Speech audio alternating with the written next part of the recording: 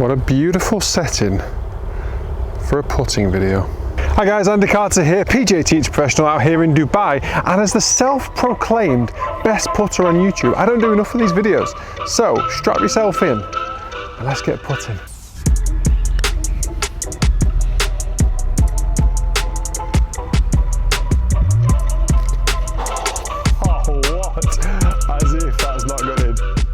Okay, so on today's video, we're going to be talking about break, because there's three things that amateurs, I feel, get terribly wrong when putting. And I've done a lot of playing lessons over the past couple of weeks in particular, whilst the academy's been closed for the European Tour events, and the putting side of it is so easy to three putt, especially when your first putt doesn't finish inside of 3 foot or so 2 foot even, because we want that gimme range. The second putt's got to be a lot more stress-free, and there's three things we've got to get right: setup, pace, line. Okay, so one of the key things I look at in setup is I always see this, making sure this putter sits nice and flat. You get a better perspective of where the actual line to the target is going to be going. Also, very rarely, I feel, certainly out here in Dubai, are putts straight. Sometimes if I look and I think that looks so straight, I then almost start looking for break. But I feel like most golfers do it the other way around, where they don't want to see the break, they just want to hit it dead straight towards the hole. So we've got to now start to learn where the apex of the slope is, what the slope is going to do. And I feel like you need to be very, very visual for that. You've got to almost imagine what this ball's going to do. If I stand here and look at ball to flag, I definitely can't imagine it going this way. I'd be very surprised if it went straight, so I can see it kind of moving a little bit and shaping towards that right-hand side. Now, I'm certainly not going to start the ball there, because over like a 10-foot putt, there's going to be more break than about the hole width plus an extra inch outside. So I'm going to be aiming a couple of inches outside of the hole. Now, golfer that likes to throw it in there at dead weight and without any speed as it gets to the hole, it's going to break a little bit more. So you've got to allow the slope to kind of do that for you. So one of the things I like to do in a routine here is make sure I get this putter nice and straight. And I'm always looking down the line here. I'm just trying to find a bit of inspiration and a bit of visualization of what's going to happen. Always thinking about what this putt should and could do. So when I take my putter, I've got the putter flat to the ground. I'm trying to go in dead weight, and I've got plenty of break from right to left that I've allowed for. And now it's breaking. Oh, that was tight, but at least it gives me a chance. It looked like it was going to drop. It was a really good effort. Tiny bit more speed, that holds its line. Aim another centimetre to the right, and that holds its line, and that drops in. So it's a good putt.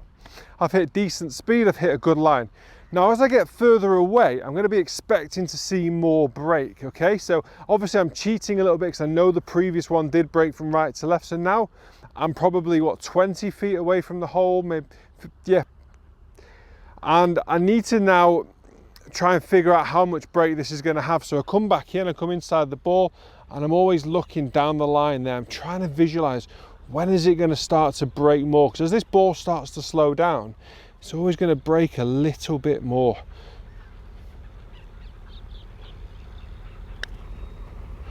Definitely hit that too hard. You see how it's not broken? So as I've hit that, I've hit it through the break. It did break, but it broke towards the end as it started to slow down. So again, the line was important for number one. I didn't quite give it enough break.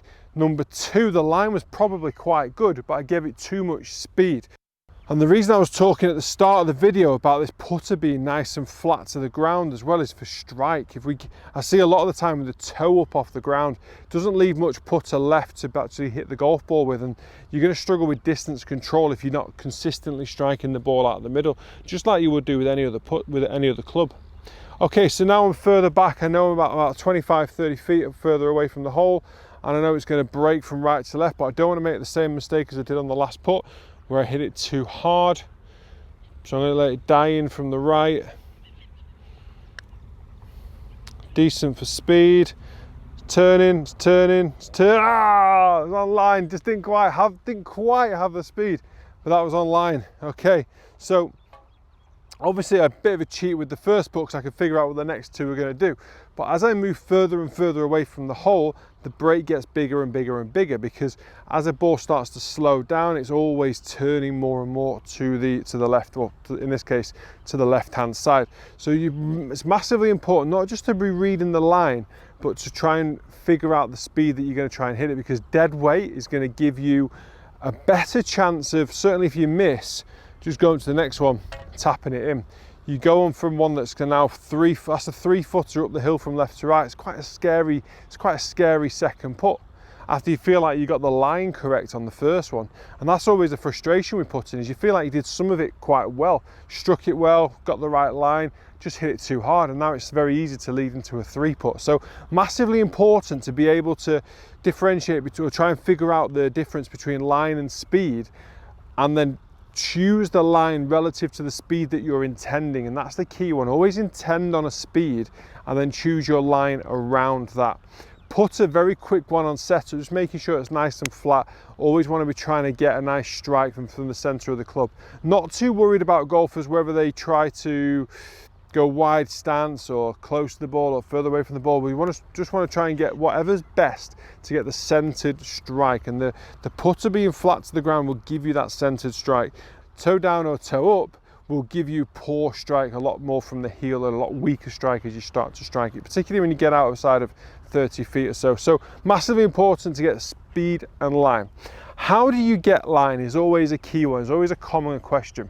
And we're looking at the actual slope. So obviously we're looking for the high side, maybe look around the whole green, just start to figure out maybe what half of the green is looking like it's trying to do, give you a bit of an indication. It's not always the case, but it gives you a kind of a rough guideline as what's probably going to happen.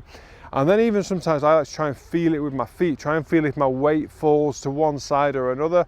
And I do that just to kind of back myself up. So if I know that was a right to left putt, I'll stand on it and I'll start to try and feel, will my weight push to my left side? And if it does, it's kind of reinforced the fact that it's a right to left putt. And then I'm going to go back and try and figure out how much, and then what speed to put it at as well. Guys, thank you very much for watching. I'm going to do a lot more putting tips. I've got some really cool technology now into the Golf Academy, which I'm going to start to use, so you can start to see some numbers as well. But for today, thank you very much. Massive thank you to Alzora for hosting me today. Please do also comment on the video below, and follow me on the social media platforms. We've got Facebook, Instagram and Twitter, and also subscribe to the channel. That would be amazing. Thank you very much. See you soon.